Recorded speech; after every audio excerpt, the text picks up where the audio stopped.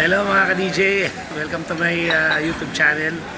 This is DJ Master. Yon, bibigyan ko lang kayo ng update dito sa latest development kay Mayweather. Ito, talaga nag-aanda na si Mayweather. Kitang-kitang porsigido, mukhang talagang ayaw niyang magkaroon ng mancha yung kanyang 50-0.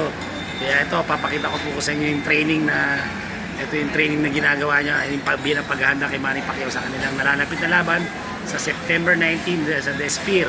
Yan. Okay mga ka-DJ, panoorin po natin.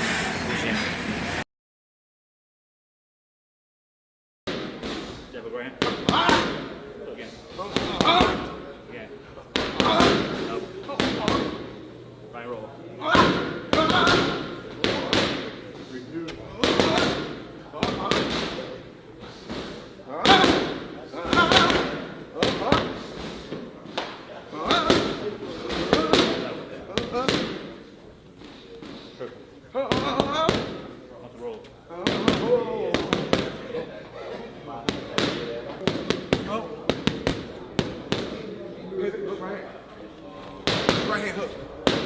Again. Hook right hand.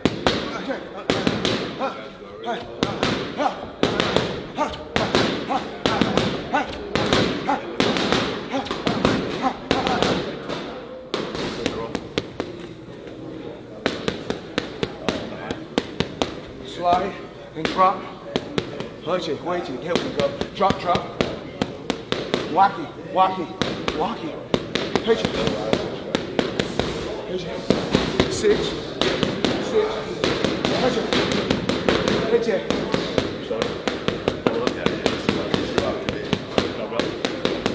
Watch it. I step back like I have my distance. That's why I step. See, I have my distance. Fighters don't know their distance. You gotta know your distance.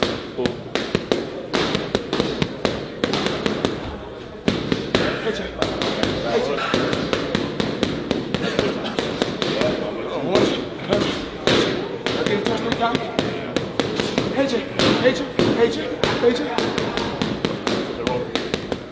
Hate you.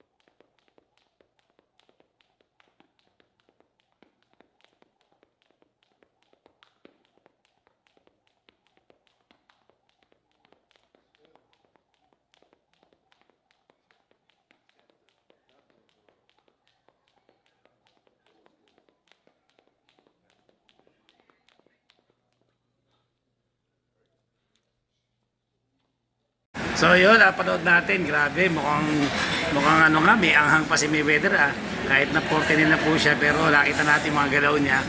Pero makikita natin yan sa akto na laban talaga. Yung talagang andun pa yung kanyang stamina. Baka mamaya panay, ano mo naman, panay sa training lang. O actual na laban, mag-iiba na kasi si Manny Pacquiao, mas naging active siya kasi yung nilaban ni Manny Pacquiao kay Mari Barres, diba?